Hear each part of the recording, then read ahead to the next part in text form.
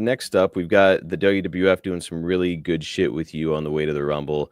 You're going to be stealing the $1 million belt, and it makes me laugh a little bit whenever I think of this angle because it's like Vince McMahon's perception of things, where it's like it's okay for Jake to steal this belt because the other guy's an asshole. So stealing is okay under these circumstances. Yeah. And I guess it fits your character because your character has always been this anti-hero. So I guess that jives. But I don't know. What did you think of the whole thing? I thought it worked. Yeah. Putting the belt in the bag with the snake. Mm-hmm. Of course, it'd be real simple to open the bag and dump the damn thing out, but not if you're Virgil because you're a chicken shit. Right. You're not going to do that. But I know we did a video, man, where I handled about 10 different snakes. He said, it might be Damien in that bag, or it could be this Mamba, or it could be this Afghanistan Viper. These snakes, man, if they bite you, it's over. It's over. You're dead. And I'm handling them. And I get to the last one, it's a rattlesnake, and I let go of the wrong end. Oh, no. And I'm shaking his tail, and his body's up here, just like looking at me like, what the fuck? You let go of me, man. Are you kidding me? Can I get any respect? Yeah, man. I couldn't believe I fucking did that. How did you get yourself out of that situation? Oh, man. I just ballsed up and just said, fuck it. And handed it off. Holy shit, dude. Yeah. Not devenomized, I assume? Nope. Oh, my God. Terrifying. It would have fucked me up. I know that you yourself were not a snake guy, and here you are handling like some of the most dangerous snakes around. Like, good on you, Jake. Yeah.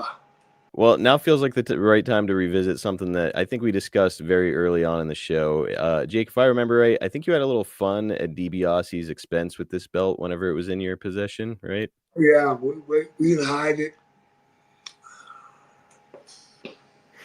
Where were you? Like, what were you doing, and where were you hiding this belt? Well, they didn't want me carrying that belt, so DiBiase had to carry it to the building, and then they'd send it over to me. Because they just didn't want me being responsible for it. Now, why the hell is that? That's a little offensive. Well, not really, because there's just I'm carrying a fucking snake, all this shit. Now I got the belt and the bag, and oh my God, enough. So DiBiase would be on the airplane, and he'd pull that damn thing off and set it on the ground and tell Virgil, there's the briefcase.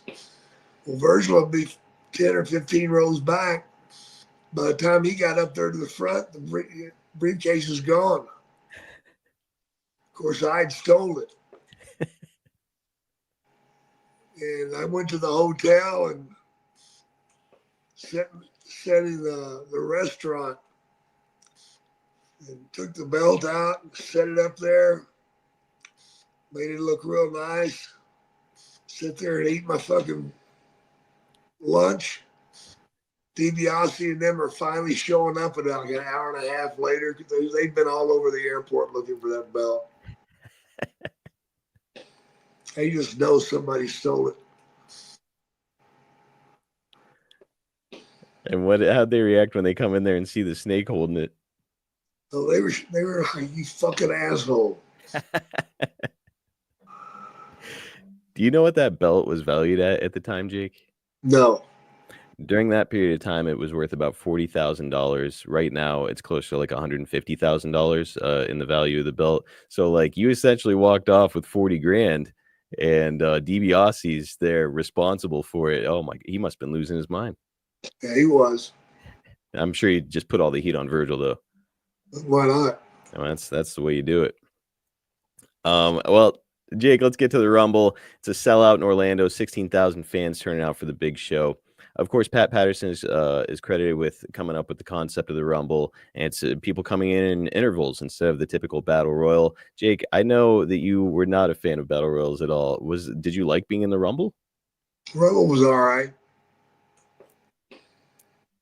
I guess it sort of gave you opportunities to have moments in the ring as opposed to just being Yeah. surrounded by a bunch of dudes, right?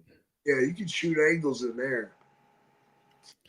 And you guys did, there's a really cool moment in this one in particular where it's you and DiBiase, in the ring. He was the first entrant, you were the fourth, so you guys get a little showdown, which is a cool moment. Before we get into what happened, though, I do want to ask you, I know that in these days, you guys really look forward to these pay-per-view payoffs. Would your payoff have been impacted by being in a 30-man Rumble as opposed to a singles match? Oh, sure. So you're making less money to do this shit? Yeah. I would fucking hate it too. Yeah. How much is the order of elimination gone over before a match? Do producers tell you guys the specific order or how guys go out? Yeah. Okay, and then you're just out there and you got to be like, oh, fuck, this guy's next or whatever. Yeah. Yeah, there's a bunch of wrestlers out there, a lot of them wanting to make themselves look good. I can see that turn into a total clusterfuck. It could, but it seldom did that happen. Thank goodness for that.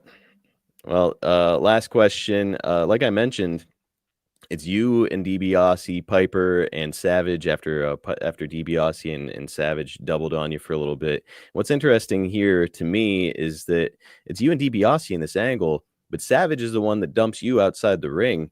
So, the researcher posed this question, and some of your fans asked this question too. Like, why? Like, what benefit is there to Savage throwing you out? Was it a mistake, or what happened? You're setting stuff up for later, man. Okay. So the idea being that it's maybe you and Savage down the road, since you and Ted are about to wrap it up. Yeah.